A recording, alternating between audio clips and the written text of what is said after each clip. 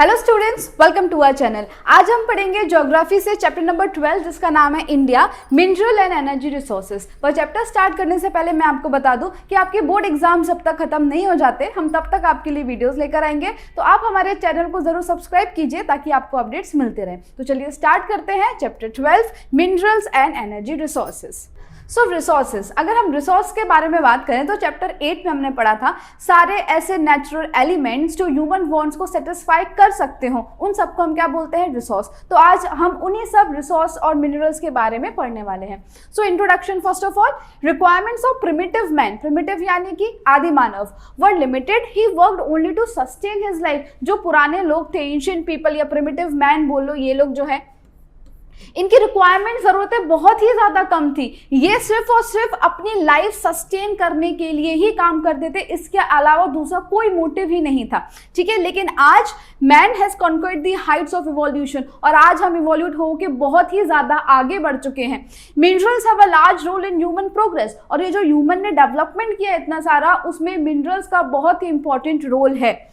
Minerals is a natural resource. The human evolution process is divided into. अब minerals की वजह से जिस तरीके से ह्यूमन आगे बढ़ा है उसको एजेस में डिवाइड कर दिया गया है। तो सबसे पहला एज क्या है? Stone age. उसके बाद आया ब्रोंज एज, फिर आयरन एज, और फिर आज है मॉडर्न या एटॉमिक एज। स्टोन एज में स्टोन का इस्तेमाल करके ही हंटिंग करी जाती थी, लेकिन आज man is travelling into space, और आज जो है इंसान अंतरिक्ष तक पहुंच चुका है। Man's relation with mineral is very old and strong. हमारा जो रिलेशन है मिनरल से वो बहुत ही पुराना है और बहुत ही स्ट्रॉन्ग है। ये देखो, स्टोन एज है, फिर आया कॉपर, आयरन, ब्रोंज एज, और एटॉमिक एज यानी कि न्यूक्लियर पावर नेशंस आज हमारे पास हैं। Today minerals are considered to be the backbone of economic development. अगर आप सो कॉल जितनी भी डेवलप्ड कंट्री का इकोनॉमी के बारे में देखोगे तो आपको ये देखने को मिलेगा कि इन सब के जो इंडस्ट्रियल सेक्टर है ना, वो बहुत स्ट्रांग है। इंडस्ट्रियल सेक्टर का मतलब है इन लोग को अपने रिसोर्सेज को बहुत अच्छे से यूज करना आता है, और इसलिए they are known as developed countries. देखो, US and Russia have become world powers, they both are super powers ना, only due to proper use of minerals. उन्होंने अपने मिनरल्स का एकदम सही इस्तेमाल किया और वो वर्ल्ड पर रूल करने लगे। Both countries are rich in variety of minerals and prosperity. अब ऐसा नहीं है कि इंडिया के पास मिनरल नहीं है, India is also a mineral rich country, लेकिन हम हमारे मिनरल्स को उसके पोटेंशियल जितना यूज नहीं कर पाते हैं। Okay, even though our country has potential huge reserve of minerals, हमारे पास भी बहुत सारे रिजर्व हैं मिनरल्स के। A long term dependence and the absence of technical knowledge. पहले तो अब रीजन क्या है कि हम क्यों इनके जैसे आगे नहीं बढ़ पाए? तो सबसे पहले तो हम किसी के रूल के अंडर थे, यानी कि ब्रिटिशर्स ने हम पर राज किया अप्रॉक्स 300 ईयर्स। उसके बाद जिस हालत में वो हमारी इकोनॉमी को छोड़ के गए थे, तो कैपिटल इन्वेस्टमेंट भी हमारे पास इतना नहीं था, उसके बाद टेक्निकल नॉलेज भी इतनी नहीं थी। इन सब की वजह से हमारा इकोनॉमिक डेवलपमेंट इन नेशंस की तरह नहीं हो पाया। ठीक है, otherwise India is also a mineral rich country. और यूएस और रशिया का डेवलपमेंट का मेन कारण क्या है? The use of their minerals. Clear है इतना? चलो, नाउ मिनरल क्या होते हैं? The matter which is formed due to inorganic process and has a certain chemical composition is called mineral. अब इसमें inorganic मतलब क्या होता है? एक ऐसा प्रोसेस जिसमें लिविंग ऑर्गेनिज्म का कोई भी कंट्रीब्यूशन ना हो, जैसे कि डेड प्लांट्स एंड एनिमल का कोई भी रोल नहीं है मिनरल को बनाने में, तो उसको हम क्या बोलते हैं? Inorganic process. And has a certain chemical composition. अब केमिकल कंपोजिशन यानी कि सबकी केमिकल प्रॉपर्टी अलग अलग होती है। आयरन अलग है, गोल्ड अलग है, सिल्वर अलग होता है। ठीक है, तो सबकी केमिकल प्रॉपर्टीज अलग हैं, जिसको हम क्या बोलते हैं? केमिकल कंपोजिशन, और इसी को कहते हैं हम mineral. So the matter which is form due to inorganic process. Inorganic process का मतलब होता है कि लिविंग ऑर्गेनिज्म का कंट्रीब्यूशन ना हो, जैसे कि डेड प्लांट्स एंड एनिमल। लेकिन यहाँ पर एक एक्सेप्शन है। क्या एक्सेप्शन है? कि जो कोल है, कोल भी हमारा मिनरल है, और आपको पता है कि कोल कैसे बना? तो जितना भी वेजिटेशन था वो सब बरीड हो गया अर्थ के अंदर, उसके बाद उसमें केमिकल प्रोसेस हुआ, फिर जाके कोल बना। तो कोल में तो ऑर्गेनिक प्रोसेस है, लेकिन स्टिल इसको हम मिनरल मानते हैं। और मिनरल की डेफिनेशन में इनऑर्गेनिक प्रोसेस आता है, क्योंकि कुछ ही मिनरल ऐसे हैं जो ऑर्गेनिक प्रोसेस से बने, अदरवाइज सारे के सारे इनऑर्गेनिक प्रोसेस से ही बनते हैं, यानी कि डेड प्लांट्स और एनिमल से उनका फॉर्मेशन नहीं होता। And has a certain chemical composition, यानी कि केमिकल प्रॉपर्टी सबकी अलग होती है, जिसको हम क्या कहते हैं, mineral. Clear? Now again this is the result of abiotic process. Abiotic process यानी कि नॉन लिविंग ऑर्गेनिज्म की वजह से, which took place in the interior of the earth since the infinite time, यानी कि अनंत काल से ये चीज चलती आ रही है और फिर जाके मिनरल फॉर्म होते हैं। The solid, liquid and gaseous matter. अब आपको पता है कि मिनरल कितने स्टेट में मिलते हैं, तो 3, सॉलिड स्टेट, लिक्विड स्टेट और gaseous, which is form due to specific abiotic process within the rock in the interior. तो अर्थ क्रस्ट के अंदर जो रॉक्स हैं उसमें जो भी एबायोटिक प्रोसेस होता है उन्हीं की वजह से 3 स्टेट में हमको मिनरल मिलते हैं। Now and homogeneous constitution and specific atomic structure is called mineral. अब साइंस में आपने सारे मिनरल्स का एटॉमिक स्ट्रक्चर पढ़ा होगा जो कि सबका अलग अलग होता है, ठीक है, तो उसी को हम क्या बोलते हैं, mineral. Now iron, manganese, gold, silver ये सारे सॉलिड मिनरल्स हो गए, मर्करी, पेट्रोलियम एक्सेट्रा ये लिक्विड मिनरल्स हो गए, और नेचुरल गैस जो है वो गैसियस मिनरल हो गया। Okay, then type of mineral that are available from the interior of the earth depends on how the crust of the earth originated. Clear? अब किस अर्थ क्रस्ट में कौन सा मिनरल मिलेगा वो डिपेंड करता है कि वो अर्थ क्रस्ट कैसे ओरिजिनेट हुई है। जैसे कि आयरन, कॉपर, जिंक, गोल्ड और सिल्वर ये सारे ज्यादातर हमको वहां से मिलते हैं जहां पर इग्नियस रॉक्स हो। क्लियर? तो जहां जैसी अर्थ क्रस्ट वहां वैसे मिनरल्स। तो याद रखना, iron, copper, zinc, gold, silver ज्यादातर वहां से मिलते हैं जहां पर इग्नियस रॉक हो। डायमंड जो है वो वहां से मिलता है जहां पर मेटामॉर्फिक रॉक हो। 9th में आपने पढ़ा था 3 टाइप के रॉक्स, इग्नियस रॉक, मेटामॉर्फिक और स्ट्रेटिफाइड रॉक, जिसमें से इग्नियस रॉक को हम प्राइमरी रॉक भी कहते हैं क्योंकि इसी से फिर सारी रॉक्स का फॉर्मेशन हुआ। तो इग्नियस रॉक और डायमंड्स कहां से मिलते हैं, मेटामॉर्फिक रॉक से। ये देखो, ये हो गया सॉलिड स्टेट, ये मर्करी है, ये रूम टेम्परेचर पर ही लिक्विड होती है, ठीक है, तो ये लिक्विड स्टेट में, और ये गैसियस फॉर्म। डन है? चलो now classification of minerals. Classification of minerals, पहले है मेटालिक, देन नॉन मेटालिक और mineral used as energy resources. अब मेटल और नॉन मेटल में फर्क क्या होता है? जो मेटल होते हैं वो metals are malleable, they are ductile, they are shiny। ये आपने साइंस में पढ़ा ही होगा। मैलिएबल यानी कि मेटल्स को हम थिन शीट्स में कन्वर्ट कर सकते हैं, जैसे कि एल्यूमिनियम हो गया, गोल्ड हो गया, सिल्वर, ये एकदम थिन शीट्स में कन्वर्ट हो सकते हैं। फिर डक्टाइल यानी कि इनसे हम वायर्स भी बना सकते हैं, जैसे कॉपर एक मेटल है तो कॉपर वायर आपने देखा होगा, इतना ज़्यादा ये थिन हो सकता है, और शाइनी भी होते हैं। ये सारी प्रॉपर्टीज नॉन मेटल में नहीं होती। अगर नॉन मेटल मिनरल्स में ज़रा भी अपने प्रेशर डाला तो वो टूट जाते हैं, शीट्स में कन्वर्ट नहीं हो सकते, और ये शाइनी नहीं होते हैं, ये डल होते हैं। क्लियर हुआ डिफरेंस? अब हम देख लेते हैं क्लासिफिकेशन। सो मेटालिक मिनरल्स में पहले आता है precious metallic minerals, then light metallic, फिर mineral use for common purpose, और मिनरल यूजेस अलॉय। अलॉय यानी कि दो मेटल को मिक्स करके जो हम तीसरा मेटल बनाते हैं उसको क्या बोलते हैं, अलॉय। सो प्रेशियस मेटल में आ जाएंगे हमारे गोल्ड, सिल्वर, प्लेटिनियम। फिर लाइट यानी कि हल्के होते हैं तो मैग्नीशियम, बॉक्साइड और टाइटेनियम। कॉमन पर्पस के लिए so iron, copper, lead, zinc, tin और निकल। देन अलॉय यानी कि क्रोमियम, मैंगनीज, टंगस्टन और वेनेडियम। ये मिक्सिंग प्रॉपर्टीज की बहुत अच्छी होती है तो इसलिए इसे अलॉय बनाया जा सकता है। फिर आ जाओ नॉन मेटालिक में, इसमें आता है limestone, chalk, asbestos, mica, fluorspar, gypsum, sulphur और डायमंड। ठीक है, ये सारे हैं नॉन मेटालिक। और एनर्जी रिसोर्स में आ जाएंगे हमारा coal, mineral oil, natural gas, uranium और थोरियम। क्लियर? ये पूरा हो गया हमारा क्लासिफिकेशन ऑफ मिनरल्स। अब हम एक एक करके सॉलिड मिनरल्स जो है यानी कि मेटालिक मिनरल से शुरुआत करेंगे समझने की। चलो, सबसे पहले है iron ore. Iron is considered to be the base of industrial development. एक छोटी सी पिन से लेकर बड़ी सी मशीनरी तक हर एक चीज में आयरन का इस्तेमाल होता है, इसलिए इसको कहते हैं it is the base of industrial sector. It is used very widely in making small pins to large machine, car, truck, ship, railway, bridge, building and weapons. हर एक चीज में आयरन यूज हो रहा है। It is cheaper, strong and durable. अब क्यों इसका इस्तेमाल ज्यादा होता है? क्योंकि ये सस्ता है, ये स्ट्रॉन्ग भी बहुत है और ड्यूरेबल यानी कि लंबा चलता है। It is easily available in most of the countries, it has a virtue to mix with other minerals, hence it is considered to be an important mineral. यानी कि आयरन जो है वो आसानी से किसी भी दूसरे मिनरल के साथ मिक्स हो सकता है, इसलिए ये बहुत ज्यादा इंपॉर्टेंट माना जाता है। Then iron is found in impure condition, so it is mixed with coke and lime and heated in large furnace for refining। अब impure condition में होता है तो इसको कोक और लाइम के साथ मिक्स करके हीट किया जाता है फर्नेस में और इसको हम रिफाइन कर देते हैं। द प्योर आयरन, इस तरीके से जो हमको आयरन मिलता है रिफाइनिंग के बाद, उसी को हम बोलते हैं पिग आयरन। क्लियर? चलो फिर कितने टाइप्स के आयरन और है? तो 4 टाइप्स के आयरन याद रखना है। सबसे पहले haematite, magnetite, limonite, siderite. Clear? 1 या 2 मार्क्स में पूछ सकता है। तो how many types of iron ore are found in India? 4 types, haematite, magnetite, limonite और साइड्राइट। मैक्सिमम आयरन ओर हमको कर्नाटका से मिलता है। Clear?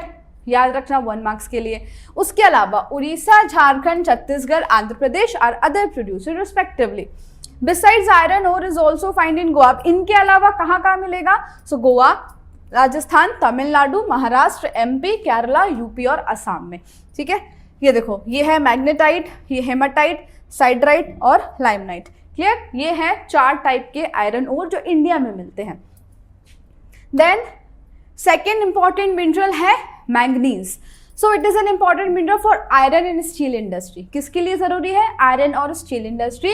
It is mainly used to make steel from iron, यानी कि आयरन में मैग्नीज को मिक्स किया जाता है जिससे स्टील बनता है, तो it is used to make steel from iron.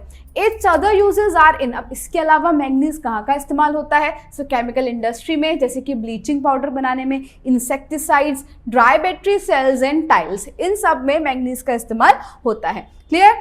Then it is also useful in leather industry हो गया, फिर देखो ग्लास इंडस्ट्री हो गया, match box, then photography, china clay utensils and coloured bricks, इन सब में भी मैंगनीज यूज होता है। अब ये हमको कहाँ से मिलता है? तो मेजर स्टेट्स हैं Orissa, Karnataka, MP, Goa can be counted as the major states. इनके अलावा manganese is also obtained from Andhra Pradesh, Jharkhand, Rajasthan and Gujarat. देखो इतने सारे स्टेट्स देके रखे हैं हर एक मिनरल्स के, पर आपको इतना नहीं याद रखना है। जो मेजर स्टेट्स हैं आप उनके 2 या 3 याद रख लोगे तो चल जाएगा, मैप के लिए भी काम चल जाएगा और अगर क्वेश्चन आएगा तो भी। ठीक है? चलो देन थर्ड इज कॉपर। देखो कौन सा मिनरल है जो प्रिमिटिव मैन ने सबसे पहले यूज किया था? Copper. Now copper is used since primitive time, it was the first mineral used by man. ये तो पता ही आपको, copper is the first mineral used by man. It is more important because of its mixing property. अब ये copper अकेला तो नहीं, लेकिन कॉपर के साथ अगर कोई दूसरा मिनरल हम बना देते हैं तो हमको तीसरा मतलब जो एलॉय है वो मिल जाता है। तो इसी मिक्सिंग प्रॉपर्टी की वजह से ये बहुत इंपॉर्टेंट है। जैसे कि it form bell metal. Bell यानी कि क्या होता है? Bronze. When mixed with tin, यानी कि copper plus tin is equals to bronze, जो बेल मेटल होता है। Then and makes brass when mixed with zinc, यानी कि copper plus zinc is equals to brass. ठीक है? तो ये मिक्सिंग प्रॉपर्टी इसकी। It is used mostly in the making of electric equipments बनाने में, टेलीफोन, रेडियो, टेलीविजन, रेफ्रिजरेटर और एयर कंडीशनर, इन सब के लिए कॉपर इस्तेमाल होता है ज़्यादातर। It is used in insecticides also, फिर एक्सप्लोजिव में, कलर्ड ग्लास में, कॉइन्स एंड प्रिंटिंग में भी कॉपर का इस्तेमाल होता है। पहले तो कॉपर के कॉइन चलते थे ना, ये देखो एशियन टाइम के कॉपर कॉइन्स हैं ये। Copper is produce mainly by Jharkhand, MP, Rajasthan, फिर सिक्किम और आंध्र प्रदेश में भी होता है। 2 स्टेट्स याद रख लेना। Copper is also found in Bihar, Karnataka, Maharashtra, Tamil Nadu, Himachal Pradesh and Uttarakhand. इनकी एक इजिली अवेलेबल मेटल है ये। ओके, इसलिए बहुत ज्यादा इसका इंपॉर्टेंस है इंडस्ट्रियल सेक्टर में। Now next comes the bauxite. 1 mark का क्वेश्चन जो हर बार पूछा जाता है वो है डैश इज एन एल्यूमिनियम ओर। तो आंसर क्या होगा? बॉक्साइड। यानी कि एल्यूमिनियम हमको किससे मिलता है? तो बॉक्साइट से मिलता है। Bauxite is an aluminium ore. It was found for the first time at Les Box in 1921 in France. Aluminium is also obtained from bauxite. सबसे पहले ये हमको मिला कहाँ से था? तो लेस बॉक्स जगह है कहां पर, फ्रांस में। ईयर क्या था, 1921, इसलिए इसका नाम क्या रख दिया, बॉक्साइट रख दिया। और एल्यूमिनियम जो है वो हमको बॉक्साइट से ही मिलता है। It is used to due to its special property, it is very light in weight. अब आयरन क्या है, जहां आयरन काम नहीं आता ना वहां एल्यूमिनियम काम आ जाता है। उसका रीजन क्योंकि ये ड्यूरेबल है, स्ट्रॉन्ग है, लेकिन आयरन जो है वो बहुत हैवी होता है, कंपैरेटिवली एल्यूमिनियम हल्का होता है। So it is light in weight मेन तो, फिर स्ट्रॉन्ग है, ड्यूरेबल है, गुड कंडक्टर है इलेक्ट्रिसिटी का, रस्ट फ्री। आयरन में तो जंग भी लग सकती है पर इसमें जंग नहीं लगती। एंड इजिली डक्टाइल, आयरन से कंपेयर करें तो जो एल्यूमिनियम है वो ज़्यादा डक्टाइल, यानी कि हम उसको वायर्स में इजीली कन्वर्ट कर सकते हैं, आयरन को नहीं कर सकते इतनी easily. It is widely use in making of domestic utensils, हमारे घर में जो बर्तन होते हैं वो एल्यूमिनियम या आयरन के ही होते हैं। फिर इलेक्ट्रिकल गैजेट्स हो गया, कलर एंड शिप बिल्डिंग। तो ये अलग से भी पूछता है कभी कभी कि शिप बिल्डिंग में कौन सा मेटल इस्तेमाल होता है, तो आंसर क्या होगा, एल्यूमिनियम। क्लियर, ये रहा। Now bauxite is obtain from, अब बॉक्साइट कहाँ से मिलता है, so Orissa, Chhattisgarh, Maharashtra, Jharkhand and Gujarat. This mineral is found in the geological structure of Deccan trap. Deccan trap यानी कि जहाँ लावा डिपोजिट्स हो, इग्नियस रॉक हो, वहां पर ये देखने को मिलता है। तो रांची इन झारखंड, फिर Jamnagar, Bhavnagar, Junagadh, Amreli, Surat and Sabarkantha district in Gujarat produce bauxite. Clear, तो यहाँ पर गुजरात में ये सारी जगह पर बॉक्साइट का प्रोडक्शन होता है। ये देखो शिप बिल्डिंग आपको याद रखना है, इसलिए मैंने यहाँ पे शिप का फोटो लगाया ताकि याद रहे, बॉक्साइट या एल्यूमिनियम इस्तेमाल होता है शिप बिल्डिंग में। Okay, now next is mica. Mica India rank first in its production. पूरे दुनिया में यहाँ पर यानी कि माइका के प्रोडक्शन में इंडिया का रैंक क्या है, फर्स्ट है, याद रखना है। It is fire resistance, bad conductor है इलेक्ट्रिसिटी का, तो इसलिए it is used in making electrical goods such as electric motors हो गया, dynamo, radio, TV, car, streamers, इन सब के लिए यहाँ पर माइका इस्तेमाल होता है। ये देखो डायनेमो, और ये है माइका। कहाँ कहाँ प्रोड्यूस होता है, तो बिहार, झारखंड, आंध्र प्रदेश, राजस्थान, ये सारे मेजर स्टेट है माइका के प्रोडक्शन के लिए। Mica is also found in Karnataka, west Bengal, Tamil Nadu. अब यहाँ पर एक हमको लार्ज रिजर्व मिला है माइका का, कौन सा टाइप है, muscovite type of mica is found in India. किसका रिजर्व मिला है, मस्कोवाइट टाइप। ये जैसे आयरन ओर के 4 टाइप्स हैं, उसी तरीके से ये भी एक माइका का टाइप है जिसका नाम है मस्कोवाइट टाइप ऑफ माइका, और इसका हमको लार्ज रिजर्व मिला है। ठीक है, नाउ फिर आता है लीड। अब ये क्वेश्चन भी इंपॉर्टेंट बन जाएगा 1 मार्क्स के लिए कि dash ore is called galena. तो lead ore is called galena. Lead ore यानी कि हमको गैलीना किससे मिलता है, तो लीड से मिलता है। It is used to make, it is soft and heavy in weight, soft है पर हैवी होता है lead. It is used to make alloys, again alloys यानी कि मिक्सिंग प्रॉपर्टी अच्छी होगी तो 2 मेटल को मिक्स करके इलेक्ट्रिक वायर्स बनाने में, कलर, फिर weapon, glass, rubber and storage battery. देखो स्टोरेज बैटरी ये भी अलग से पूछते हैं कि स्टोरेज बैटरी में कौन सा मिनरल यूज होता है, so galena. In India lead is available in Rajasthan, Andhra Pradesh and Tamil Nadu. Major states हैं ये 3, कौन कौन से, राजस्थान, आंध्र प्रदेश और Tamil Nadu. It is also found in west Bengal, MP, UP, Orissa, Maharashtra, Meghalaya and Sikkim. Even though mica is produce in sufficient quantity, अब देखो ऑलमोस्ट स्टेट्स में है, यानी कि हमारे यहाँ माइका का अच्छा खासा प्रोडक्शन होता है, लेकिन फिर भी हमारी डिमांड बहुत ज़्यादा है तो हमको ये इंपोर्ट करना पड़ता है। Our demands are not met with, इतना ज़्यादा प्रोडक्शन नहीं है कि हमारी डिमांड पूरी हो जाए, है ना, क्योंकि बहुत ज़्यादा हम डिमांड करते हैं, पॉपुलेशन ज़्यादा है तो उस हिसाब से डिमांड भी होगी, इसलिए माइका को हमको इंपोर्ट करना पड़ता है।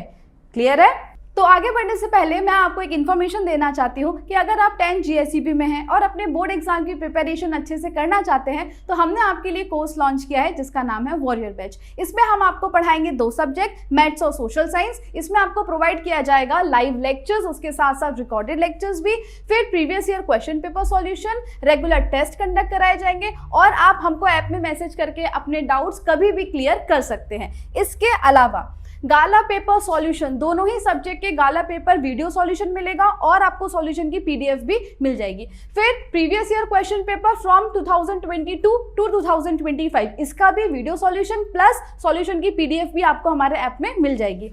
Chapter wise important question and objectives, दोनों ही सब्जेक्ट के आईएमपी क्वेश्चंस चैप्टर वाइज और आईएमपी ऑब्जेक्टिव्स मिलेंगे आपको। Then text book exercise solution social science, maths की जो टेक्स्ट बुक एक्सरसाइज है उसका तो आपको यूट्यूब पर मिल ही रहा है, लेकिन सोशल साइंस में भी जो टेक्स्ट बुक की एक्सरसाइज है उसका सॉल्यूशन भी आपको ऐप में मिल जाएगा। Chapters wise hand written note, social science में जो सारे चैप्टर्स हैं उन सबके हैंड रिटन नोट्स की पीडीएफ आपको मिल जाएगी। Introduction plus exercise solution PDF, maths में आपको जितने भी चैप्टर्स हैं उनका इंट्रोडक्शन और सारे एक्सरसाइज की सॉल्यूशन की पीडीएफ, ये सारी चीजें हम हमारे ऐप में प्रोवाइड करेंगे आपको। हमारे ऐप का नाम है यूजीटी, जो प्ले स्टोर पर अवेलेबल है, और अगर आप ऐप स्टोर से डाउनलोड करना चाहते हैं तो इसका नाम है माई इंस्टीट्यूट। तो आज ही हमारे ऐप को डाउनलोड कीजिए और कोर्स परचेज कीजिए। All the best. Now limestone, limestone अब ये हमारा आ गया नॉन मेटल में, is used in large quantity in the production of cement. तो सीमेंट के प्रोडक्शन में लाइमस्टोन का बहुत यूज होता है। इसके अलावा इसका इस्तेमाल आयरन मेल्टिंग में, केमिकल इंडस्ट्री में, soap ash, soap colour chemicals, building construction, paper and in sugar refining. तो आपको ना क्या करना है, जितने मिनरल्स हैं उन सबके यूजेस याद रखने हैं। पूरे मिनरल्स का क्वेश्चन ना पूछकर what are the uses of manganese, what are the uses of limestone, इस तरीके के क्वेश्चन आ सकते हैं। So Andhra Pradesh, Rajasthan, MP, Gujarat and Tamil Nadu 1 2 3 4 5, तो ये 5 स्टेट्स मिलकर पूरा 70% लाइमस्टोन का प्रोडक्शन कर देते हैं। इंडिया का जितना होता है उसमें से 70% तो सिर्फ इन 5 स्टेट से आ जाता है। उसके अलावा जो बचा 30% वो छत्तीसगढ़, कर्नाटका, महाराष्ट्र, हिमाचल प्रदेश और ये सारे स्टेट से आ जाता है। ठीक है, चलो ये है देखो limestone in use in soap, और ये अलग अलग टाइप के लाइमस्टोन है, सिर्फ एक ही कलर, अलग अलग कलर्स में आते हैं। ये कलर्स यानी कि इन सब की केमिकल प्रॉपर्टी कुछ कुछ अलग होगा इन सब में। फिर मिनरल्स ऑफ एनर्जी रिसोर्सेज, अब मेटल नॉन मेटल जो भी इंपॉर्टेंट थे वो देख लिए हैं। अब हम आएंगे मिनरल्स कौन से एनर्जी रिसोर्स की तरह जिसको हम यूज करते हैं वो। So energy resource hold an important place in economic development, they keep the industries and the economy throbbing, यानी कि ये हमारी इंडस्ट्रियल सेक्टर को, जो एनर्जी रिसोर्सेज है वो हमारे इंडस्ट्रियल सेक्टर को जिंदा रखते हैं। उन्हीं की वजह से आज ये इंडस्ट्रीज एग्जिस्ट कर रही हैं। These minerals include, अब इसमें क्या क्या आ जाएगा, कोल, मिनरल ऑयल, नेचुरल गैस और एटॉमिक मिनरल्स। डन है, चलो। Now classification of energy resources, या तो कन्वेंशनल या नॉन कन्वेंशनल, रिन्यूएबल या नॉन रिन्यूएबल, ये तो आपको पता ही है। रिन्यूएबल एनर्जी रिसोर्सेज वो हैं जो आने वाले टाइम में कभी खत्म नहीं होने वाले, जैसे कि सोलर एनर्जी वो कभी खत्म नहीं होगी, टाइडल एनर्जी, विंड एनर्जी, ये सारे ना रिन्यूएबल हैं। लेकिन नॉन रिन्यूएबल यानी कि कोल, पेट्रोलियम, नेचुरल गैस, ये सारे अगर एक बार खत्म हो गए तो इनको दोबारा पाने के लिए हजारों साल चले जाएंगे। इसलिए आज हम पेट्रोल का ऑल्टरनेटिव लेकर आए हैं, ईवी, इलेक्ट्रिक व्हीकल्स। क्लियर? तो हम इसको क्लासिफाई कैसे कर सकते हैं, जैसे conventional, non conventional, commercial and non commercial. देखो ऐसे याद रखना, कन्वेंशनल यानी कि नॉन रिन्यूएबल, ठीक है, सॉरी, कन्वेंशनल यानी कि नॉन रिन्यूएबल और नॉन कन्वेंशनल यानी कि रिन्यूएबल। ऐसे याद रख लेना, यहाँ नॉन लगेगा तो रिन्यूएबल होगा और यहाँ नहीं लगेगा तो नॉन रिन्यूएबल होगा, इस तरीके से याद रखना है। Now coal, mineral oil, natural gas, atomic energy, ये सारे कन्वेंशनल हैं या कमर्शियल सोर्स है एनर्जी के। कमर्शियल सोर्स यानी कि अच्छा खासा प्रॉफिट इनसे बनाया जा सकता है, इनको हम नॉन रिन्यूएबल भी कहते हैं। Okay, now electricity is generated through these resources, और इंडिया में ऐसे तो इलेक्ट्रिसिटी हम थर्मल से भी प्रोड्यूस कर सकते हैं, फिर हाइड्रो से भी, लेकिन कोल का बहुत ज़्यादा इस्तेमाल होता है हमारे यहाँ, इसलिए इलेक्ट्रिसिटी यहाँ लिखा है प्रोड्यूसेस थ्रू दीज सोर्सेज यानी कि coal. Hydro energy, wind energy, solar energy, biogas, geothermal energy, tidal energy, ये सब क्या है, ये कभी खत्म नहीं होने वाली, तो इसलिए इनको हम बोलते हैं नॉन कन्वेंशनल एनर्जी रिसोर्स या तो रिन्यूएबल एनर्जी रिसोर्स। इनको हम बार बार बना सकते हैं। So these are the classification of minerals used as energy resource, जिसमें सबसे पहला और मोस्ट इंपॉर्टेंट आता है कोल, जो कि ऑर्गेनिक प्रोसेस से बना हुआ है, इसमें इनऑर्गेनिक प्रोसेस नहीं है। Man has been using coal as an energy resource since ancient time. A question may arise in your mind कि how the coal was formed in the interior of earth, ये कोल अर्थ के अंदर बना कैसे। So earlier times में हमारे यहाँ पर vegetation था, ठीक है, over the earth due to tectonic movement। अब क्या हुआ, टेक्टोनिक प्लेट्स होती हैं, 7 टेक्टोनिक प्लेट्स हैं, तो उनके मूवमेंट की वजह से जो पूरा वेजिटेशन है वो अर्थ के अंडर बरी हो गया. This vegetation was buried in the interior. As a result, the trees containing carbon content and some animals underwent gradual combustion due to the internal heat and pressure. अब अर्थ क्रस्ट में क्या होता है, heat होता है और pressure. तो जब ये सारा वेजिटेशन यानी कि जितने भी लिविंग ऑर्गेनिज्म होते हैं उसमें कार्बन होता है, तो ट्रीज में कार्बन, उसके अलावा जो भी एनिमल्स थे वो भी अंदर दफन हो गए. तो प्लांट्स और एनिमल ने मिलकर इनमें जो कंबशन हुआ हीट और प्रेशर की वजह से, अर्थ क्रस्ट के अंदर हीट और प्रेशर की वजह से इन सब में कंबशन हुआ और धीरे धीरे करके ये वेजिटेशन जो है वो कोल में कन्वर्ट हो गया. ठीक है, तो ये जो पीरियड है ना, ये आगे लिखा है कितने साल का पीरियड है, देखो 25 करोड़ ईयर्स का ये पीरियड माना जाता है, जिसको हम बोलते हैं कार्बोनिफोरस पीरियड. क्लियर, क्या नाम है, कार्बोनिफोरस पीरियड. जिस टाइम पर ये पूरा अर्थ क्रस्ट में बरी हो गया था और कंबशन चालू था और एट द एंड सारा का सारा वेजिटेशन या dead plants and animal convert हो जाते हैं कोल में. ये देखो, ये वेजिटेशन बरीड इंटीरियर दी अर्थ, और इसलिए जो कोल माइन होती है ना, बहुत ही ज्यादा डीप डिग करना पड़ता है तब जाके कोल मिलता है. ये है कोल माइन. सो 25 ईयर्स की पीरियड को हम बोलते हैं carboniferous period. During this time gradual combustion of trees took place and it led to formation of coal. तो ये जो 25 करोड़ साल का टाइम था, इसी टाइम पीरियड में कंबशन चालू ही था, धीरे धीरे करके जो कोल में कन्वर्ट हो रहा था. Now usage of coal increase with the invention of steam engine. जब स्टीम इंजन का इन्वेंशन हुआ तब जाके कोल का इस्तेमाल बढ़ गया. मीन्स ऑफ ट्रांसपोर्टेशन जैसे कि रेलवे और स्टीमर उस टाइम पे आसानी से कोल की वजह से ही चलते थे. With the invention of electricity coal become an important mineral for producing thermal electricity. Thermal यानी कि हीट के थ्रू. ओके, तो जब से कोल से इलेक्ट्रिसिटी बनना चालू हुआ तो उसका इंपॉर्टेंस और ज्यादा हो गया. सम बाय प्रोडक्ट्स, अब माइनिंग से जब कोल आता है तो सिर्फ कोल नहीं, उसके साथ साथ बाय प्रोडक्ट्स भी होते हैं, जैसे कि like coal tar, ammonia gas, benzol और क्रूड ऑयल. तो ये आपको 1 मार्क्स में पूछेगा कि what are the by products of coal. So by products of coal are coal tar, ammonia gas, then benzol और क्रूड ऑयल. क्लियर है, चलो next. It is available from stratified rock. Coal कौन सी rock से मिलता है, सो stratified rock से मिलता है. याद रखना, स्ट्रेटिफाइड रॉक क्या होती है, जो लेयर होती है वो एक के ऊपर बनती जाती है. तो जो सबसे ऊपर वाली लेयर होती है वो सबसे नीचे वाली लेयर पे प्रेशर करती है, तो उस प्रेशर की वजह से जो रॉक बनता है उसी को स्ट्रेटिफाइड रॉक बोलते हैं. Okay, now in how many types coal is divided, so 4 types. Anthracite coal, bituminous coal, lignite coal और पीट कोल. इनकी वैरायटी अलग अलग होती है, यानी कि कोई ज़्यादा अच्छा क्वालिटी का होगा, कोई कम क्वालिटी का होगा, किसी में ज़्यादा कार्बन कंटेंट होगा, किसी में कम होगा. उस हिसाब से डिवाइड किए गए हैं, जैसे कि एंथ्रासाइट, बिटुमिनस, लिग्नाइट और पीट कोल. याद रखना है 2 मार्क्स के लिए. चलो, ये रहा एंथ्रासाइट, बिटुमिनस, पीट कोल और lignite coal. Clear. Now Indian coal reserve, हमारे यहाँ पे कहाँ कहाँ कोल माइंस है. So coal is produce in India Jharkhand में, उड़ीसा, वेस्ट बंगाल, छत्तीसगढ़, एमपी, जम्मू कश्मीर. इनके अलावा भी Rajasthan, Tamil Nadu, Assam, Gujarat. Coal fields of Gujarat are located in Kutch, Bharuch, Mehsana, Bhavnagar and Surat. Clear. और गुजरात से कौन से टाइप का कोल मिलता है, लिग्नाइट कोल. क्लियर, याद रखना, गुजरात से कौन सा टाइप का कोल मिलता है, lignite coal. Next is mineral oil. Again mineral oil is found in the stratified rock, strata containing limestone shale. और ये जो स्ट्रेटिफाइड रॉक होती है इसमें क्या होता है, लाइमस्टोन शेल ये कंटेंट होता है जिसकी वजह से मिनरल ऑयल बनता है. इन ancient time animals and vegetation were buried in the interior of the earth and were converted into hydrocarbons. This form was in almost liquid form. अब देखो, कोल और मिनरल ऑयल दोनों का फॉर्मेशन का जो प्रोसेस है वो एक ही है.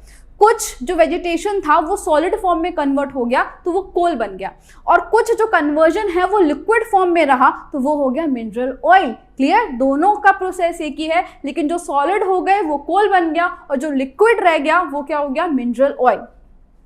So due to tectonic movement, the layers of these form were gradually elevated towards the surface. अब क्या हुआ, ये जो लिक्विड फॉर्म था, टेक्टोनिक प्लेट्स में मूवमेंट तो चलता रहता है, तो कुछ लिक्विड फॉर्म सरफेस के ऊपर आ गया और कुछ लिक्विड फॉर्म एकदम नीचे चला गया, यानी कि ओशनिक सरफेस पे चला गया.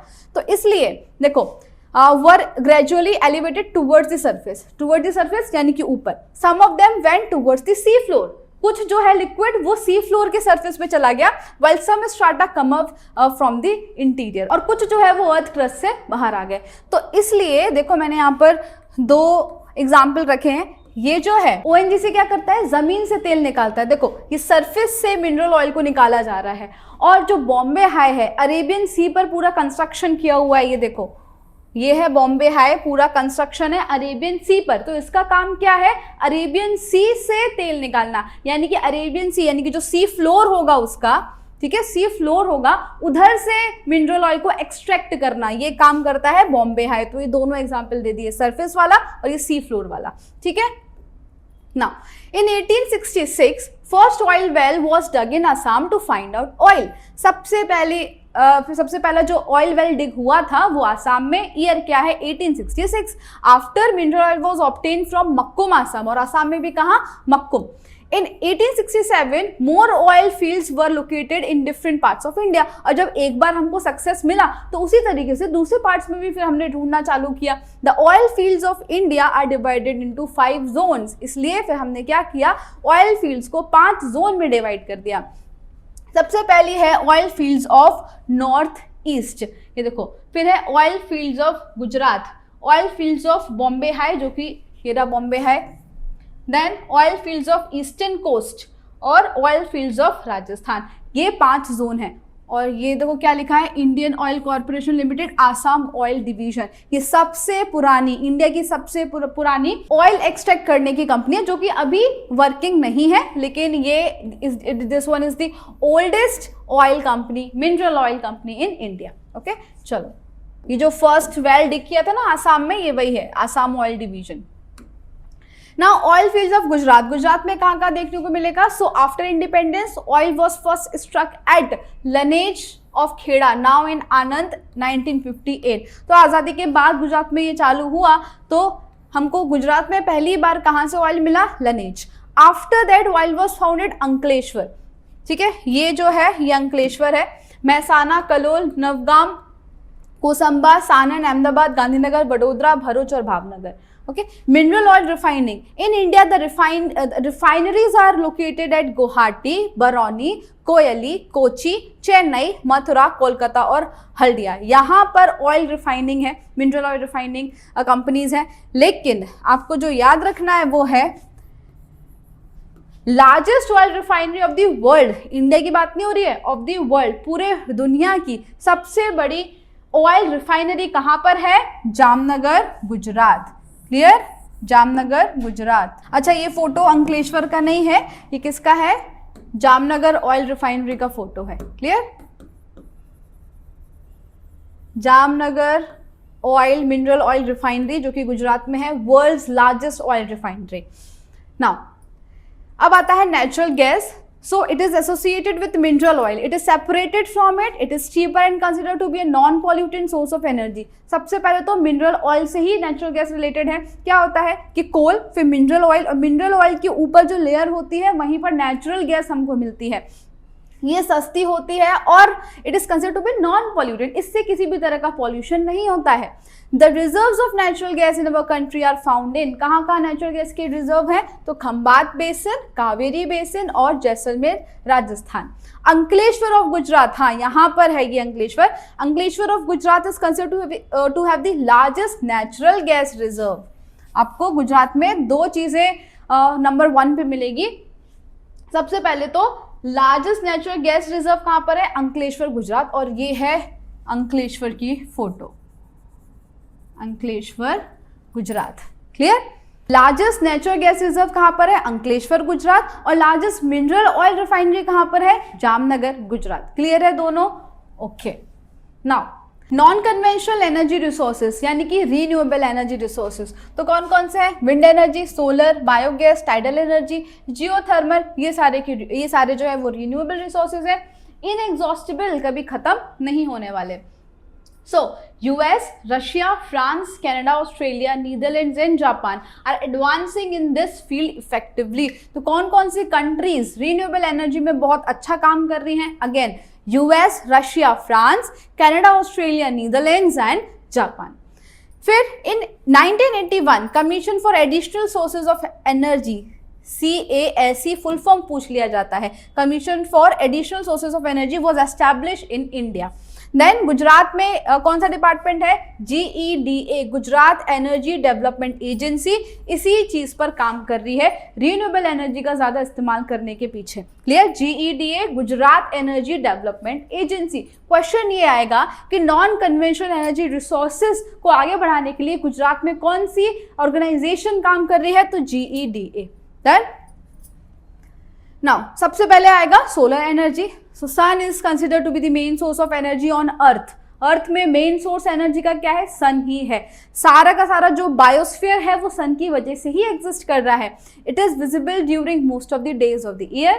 The biosphere of the earth throbs due to solar energy. Solar energy की वजह से ही सारे लिविंग ऑर्गेनिज्म एग्जिस्ट करते हैं और इंडिया ने इस फील्ड में काफी ज्यादा प्रोग्रेस भी किया है। जैसे सोलर कुकर कुकिंग के लिए यूज होता है, solar heater for heating water, and solar panels are use to generate electricity. Solar panels में तो आप सोलर पैनल्स आपने बहुत ज्यादा देखे होंगे, और खासकर कहां पर, गुजरात में।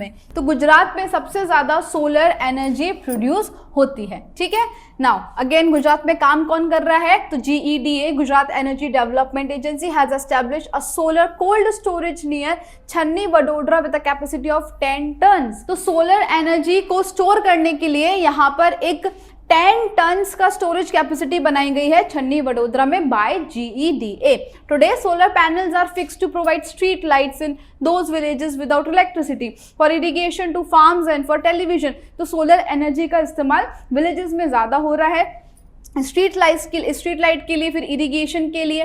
Now a solar energy plant has been installed in Madhopur near Bhuj in Gujarat for desalinization of oceanic water.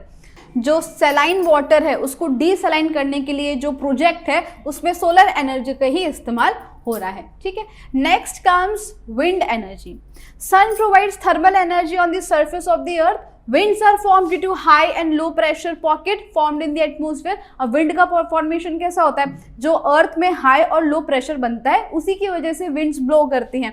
In our country wind energy is obtained through the wind mills in at the sea coast and in open space. जो एकदम खुला ground होगा या फिर जो सी coast होगा वहां पे आपने विंड मिल्स देखी होंगी। India becomes 5th country. देखो ये क्या बताता है कि इंडिया भी इन सब फील्ड में डेवलपमेंट कर रहा है। इंडिया 5th कंट्री बन गया है in the world to produce energy through wind, और विंड एनर्जी का इस्तेमाल करने वाला जो 5th कंट्री है वो इंडिया बन चुका है। अब दिक्कत क्या आती है, इसमें बहुत ज्यादा कैपिटल इन्वेस्टमेंट चाहिए, पैसा बहुत लगता है, तो बस यही चीज इंडिया के लिए हिंड्रेंस बन जाती है। गुजरात, तमिलनाडु, महाराष्ट्र, आंध्र प्रदेश, उड़ीसा, कर्नाटका, MP, केरला, यहाँ पर विंड एनर्जी प्रोड्यूस होती है। गुजरात में विंड फार्म्स कहाँ पर देखने को मिलेंगे, तो Lamba village near Jamnagar and at sea coast near Mandvi, Kutch, Lamba और मांडवी में। So electricity is generated at the wind mill founded in Devbhumi Dwarka.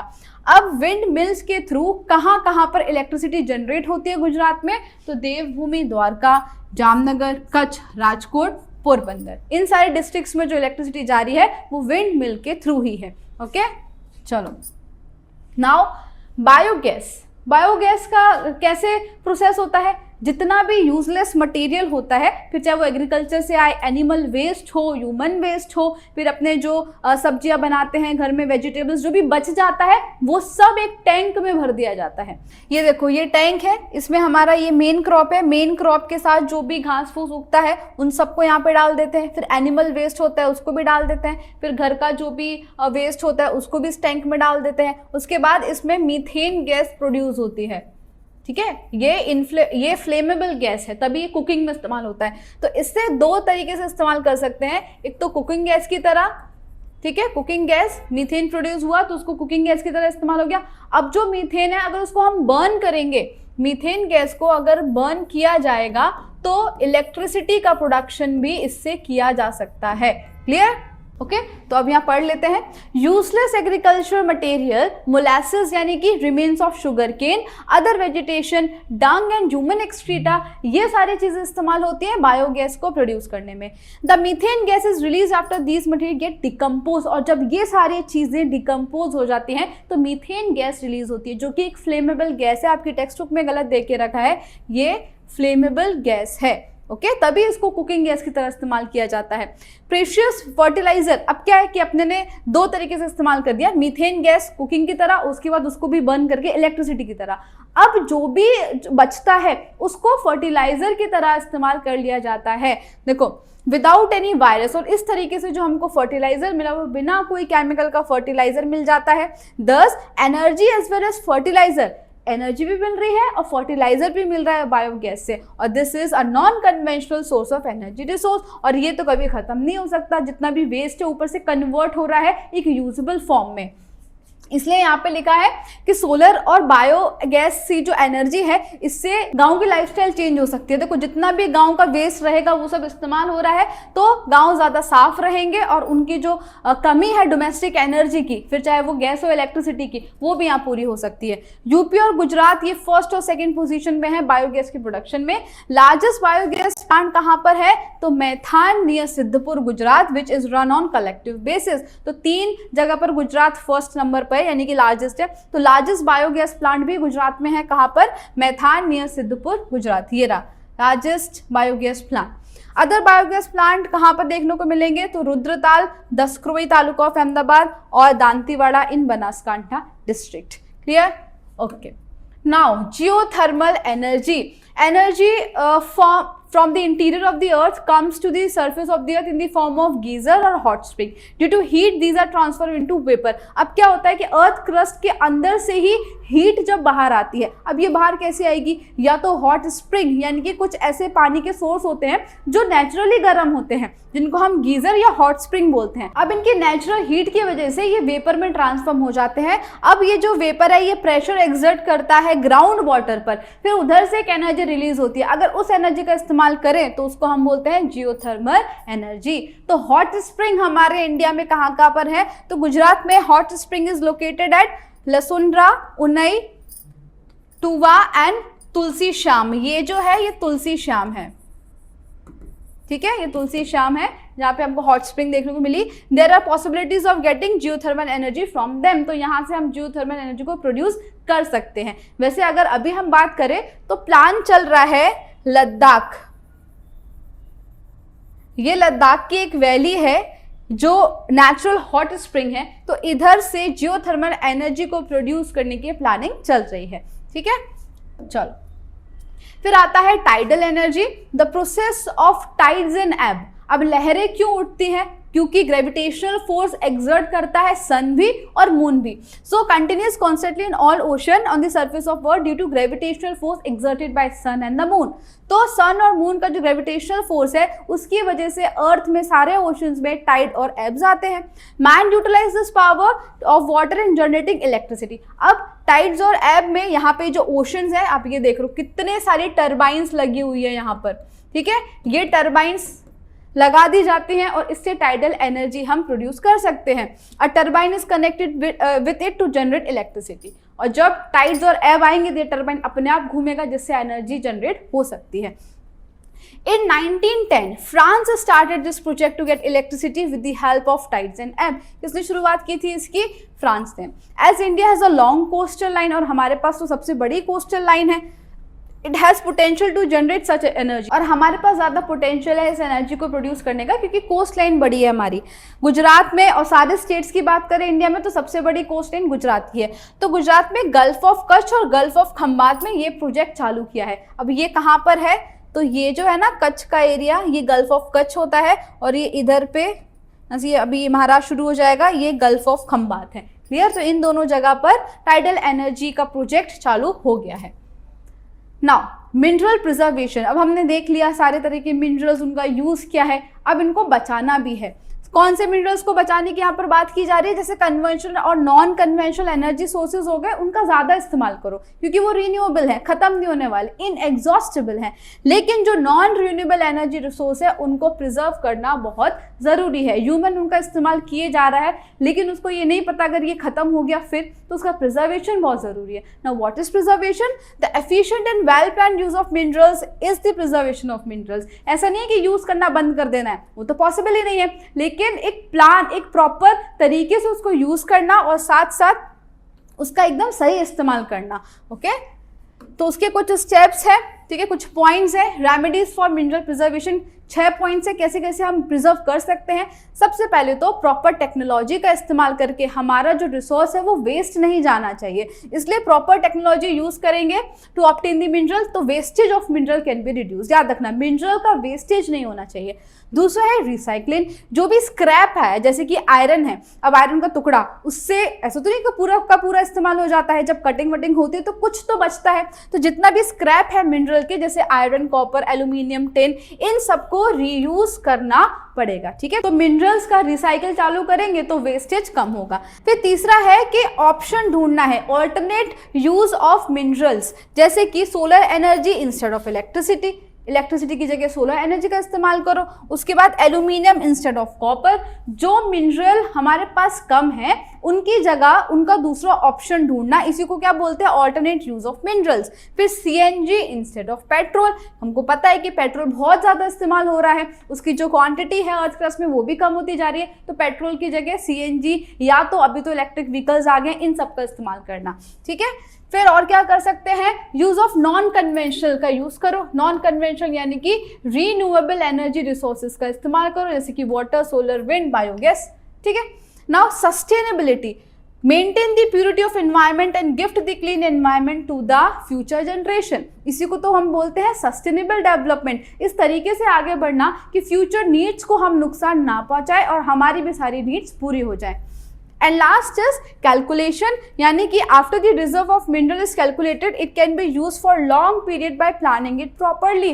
सबसे पहले तो हमको ये कैलकुलेट करना है कि हमारे पास कितना मिनरल रिजर्व है, और फिर पूरी प्लानिंग बनानी है कि इस मिनरल रिजर्व को हम किस तरीके से यूज करें ताकि ये लंबा चले और इसकी जो प्योरिटी है वो भी मेंटेन रहे। So these are the methods या remedies by which we can preserve our mineral resources. And at last क्या लिखा है, it is necessary to preserve and enhance the mineral. तो जितने भी मिनरल्स हैं हमारे उनको प्रिजर्व करना बहुत ही जरूरी है, नहीं तो आने वाली जनरेशन को ये सारी चीजें देखने को नहीं मिलने वाली है।